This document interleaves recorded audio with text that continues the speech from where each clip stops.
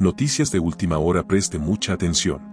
Allegados a Fernando Villavicencio entregaron su celular al FBI y este se lo dio luego a la fiscalía, lo revela su amigo personal Cristian Zurita. En febrero se realizará la audiencia de evaluación y preparatoria de juicio contra los autores materiales del crimen. Luego de su muerte, los allegados al excandidato presidencial Fernando Villavicencio pusieron a buen recaudo su teléfono y se lo entregaron al Buró Federal de Investigaciones de Estados Unidos FBI que, a su vez, después se lo dio a la Fiscalía General del Estado. Así lo comentó el periodista Cristian Zurita, amigo personal de Villavicencio y quien lo reemplazó en la postulación, en una entrevista con el espacio Ya Nada, el podcast. Villavicencio fue asesinado el 9 de agosto del 2023, a 11 días de las elecciones anticipadas de primera vuelta, a la salida de un mitin político en un colegio de la capital. El teléfono fue puesto a buen recaudo inmediatamente fuera del Ecuador, pero no se podía decir por qué el teléfono era objeto y motivo de persecución por parte de quienes lo mataron y por parte de otros grupos políticos y de quien quería explotarlo. ¿Quién salió primero a decir que se necesitaba el teléfono?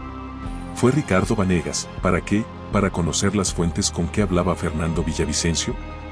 Todos lo querían para eso, reveló Zurita. Hasta ese momento no se sabía que el FBI participaría en la investigación. Si vemos que todos los días se filtra información, si todos los días pueden de cada uno de nosotros sacar y descontextualizar una frase para usarla en contra nuestra, ¿ustedes creen que íbamos a permitir que ese teléfono pase a manos de cualquiera conociendo que de por medio la policía puede estar involucrada, la fiscalía a través de diversos protagonistas puede estar involucrada, y las propias fuerzas políticas podrían tener acceso a un tema tan delicado?, refirió Zurita. El teléfono era una prueba importante y por eso no lo entregaron en principio. Cuando hubo las condiciones eso se entregó al FBI y luego el FBI lo entregó a la fiscalía. Entonces ahí entendemos que hay una condición de corresponsabilidad mutua en la investigación que va a impedir que esto en algún momento se filtre y se utilicen en contra de Fernando, explicó. Para febrero próximo está convocada la audiencia de evaluación y preparatoria de juicio en contra de los 6 acusados como autores materiales del crimen de Villavicencio. La Fiscalía General avanza en la indagación previa para descubrir a los autores materiales. En más noticias. Otro acuerdo de cooperación con Estados Unidos para rastrear e interceptar aviones sospechosos de tráfico de drogas está en vigor desde agosto del 2023. El acuerdo impide el acceso de información de las actividades de inteligencia a terceros, sin el consentimiento específico y por escrito de los Estados Unidos. Desde agosto de 2023 está vigente un acuerdo con los Estados Unidos para cooperación en vigilancia contra actividades ilícitas en el espacio aéreo ecuatoriano. La ayuda a Ecuador consiste en dar asistencia para localizar, identificar, rastrear e interceptar aeronaves civiles de las que haya sospechas de tráfico ilícito de drogas. Este tratado fue el primero de 3 que se impulsaron en la administración del expresidente Guillermo Lasso. Los 2 restantes, para control marítimo y otro que regula la presencia de personal militar, administrativo y contratistas norteamericanos, llamado relativo al Estatuto de las Fuerzas, están a la espera de su ratificación por parte del presidente en funciones, Daniel Noboa, una vez que la Corte Constitucional concluyó que no requieren de aprobación de la Asamblea Nacional. En mayo del 2023, en el régimen de Guillermo Lasso Mendoza se firmó el primer acuerdo entre el gobierno de Ecuador y el de Estados Unidos para asistencia en interceptación aérea, que superó el control de la Corte Constitucional y está vigente, según los registros del Ministerio de Relaciones Exteriores.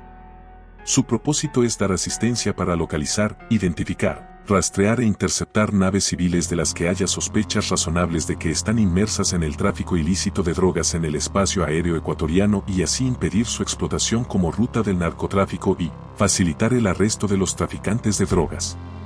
Uno de los compromisos que exige el Estado norteamericano a Ecuador es que no permitirá el acceso de terceros sin el consentimiento específico por escrito de la Embajada de los Estados Unidos a cualquier información, datos o análisis que pudieran utilizarse para interceptaciones aéreas que hayan sido desarrolladas utilizando la asistencia de ese país.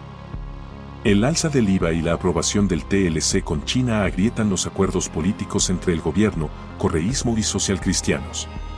En el tercer proyecto de ley urgente que propone un incremento de impuestos pone a prueba el pacto político que nació en noviembre pasado entre ADN, RC, PSC. La propuesta legislativa del presidente de la República, Daniel Noboa Asín, de incrementar el impuesto al valor agregado, IVA, agrietó aún más en el acuerdo político que mantenía con los correístas y socialcristianos desde noviembre de 2023. Unas semanas antes los reparos en el Tratado de Libre Comercio con China, que los correístas no quieren aprobar, ya daban pistas de estos desacuerdos. La insistencia del gobierno de subir el IVA como única opción para un ingreso rápido de recursos ante la demanda de dinero no solo para enfrentar el conflicto armado interno, sino también para cubrir los gastos del Estado, crea desconfianzas entre los socialcristianos y correístas, porque piensan que Noboa maniobrará para conseguir su propósito, y eso significa irse en contra de lo que el PSC y RC anunciaron en la campaña, no aprobar impuestos. Tras el trámite de este proyecto del IVA, los socialcristianos evaluarán si continúa el acuerdo. Algunos piensan que hay que virar la página y seguir, porque consideran que el tercer proyecto urgente no tiene por qué empañar el acuerdo, ya que el gobierno desde el inicio sabía que el PSC jamás aprobaría impuestos. Pero también hay otro sector que advierte que con el tercer proyecto urgente se creó un malestar en el partido, porque el primer mandatario sorprendió con su propuesta de incrementar impuestos cuando sabía que nunca tendría los votos del bloque de la lista 6.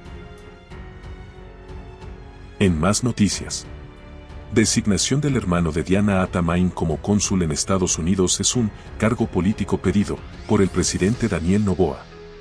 La canciller Gabriela Sommerfeld recordó que la ley del servicio exterior permite un 20% de cargos políticos en el exterior y apenas se han ocupado 23 puestos. Por pedido del presidente de la República, Daniel Noboa Asín, ingresó al servicio exterior Vinicio Atamain, hermano de la presidenta del Consejo Nacional Electoral, CNE, Diana Atamain. Desde el 1 de enero, Vinicio Atamain se integró como ministro de la Agencia Consular del Ecuador en Queens, Estados Unidos, designado a través de un acuerdo suscrito por la ministra de Relaciones Exteriores, Gabriela Sommerfeld Rosero, el 11 de diciembre de 2023. Vinicio Atamain es hermano de la presidenta del CNE, Diana Atamain, organismo que actualmente lleva adelante el proceso de verificación de firmas para la calificación del Movimiento Acción Democrática Nacional, ADN, denominación que cobijó la candidatura presidencial de Daniel Noboa en las últimas elecciones anticipadas. La canciller Gabriela Sommerfeld confirmó que Cara Atamain es hermano de la consejera electoral y que esa designación se hizo por un pedido del mandatario.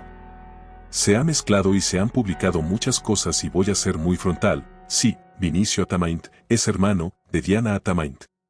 Sin embargo, no existe legislación que prohíba que una persona que trabaja en una institución, un pariente no pueda trabajar en otra institución, siempre que no haya influencia y aquí no la hay. Este es un cargo político pedido por el señor presidente, manifestó Sommerfeld en un diálogo que mantuvo con representantes de medios de comunicación el 24 de enero. A su vez, defendió las credenciales del nuevo funcionario, pues, tiene las suficientes competencias como para ir a un consulado. Dentro de su educación está el derecho internacional, ha trabajado en temas de derechos humanos. Tiene competencia para ir al consulado en Queens que tiene gran presencia de ecuatorianos. Él ha trabajado también con comunidades indígenas, detalló. Policías y militares realizan un operativo en la cárcel de Riobamba en la provincia de Chimborazo. Hasta el momento son ya más de 7 horas de incursión. Nos encontramos en los exteriores del CRS de Riobamba y donde se ejecuta un operativo que inició desde tempranas horas de este domingo. En el interior del centro penitenciario, la policía con todas sus unidades élite, la fiscalía y militares tomaron el control de todos los pabellones del centro carcelario. Los internos fueron llevados hacia los patios para en lo posterior hacer un registro de todas las celdas. La incursión de los uniformados aún no finaliza, pero hasta el momento se conoce que se encontró 2 tacos de dinamita, dispositivos móviles y armas cortopunzantes. No se registra ningún tipo de altercado y se desmantela todo tipo de conexiones clandestinas. La seguridad de la operación que se ejecuta en el centro carcelario también se lo hace con equipos tecnológicos de rastreo y una vigilancia aérea por medio de drones. El operativo también contó con la presencia del gobernador de la provincia de Chimborazo y del alto mando policial y militar. Contamos que 5 fallecidos dejó una balacera en el cantón Pinces, en la provincia de Los Ríos. El hecho ocurrió cuando las víctimas estaban conversando en las afueras de un domicilio en el sector de La Virgen. 8 personas además resultaron heridas y fueron trasladadas a distintas casas de salud. Las víctimas mortales no registran antecedentes delictivos. Según la policía, los sicarios buscaban a una persona que pudo escapar del ataque. Se han efectuado varios allanamientos, pero aún no existe ningún detenido en este caso.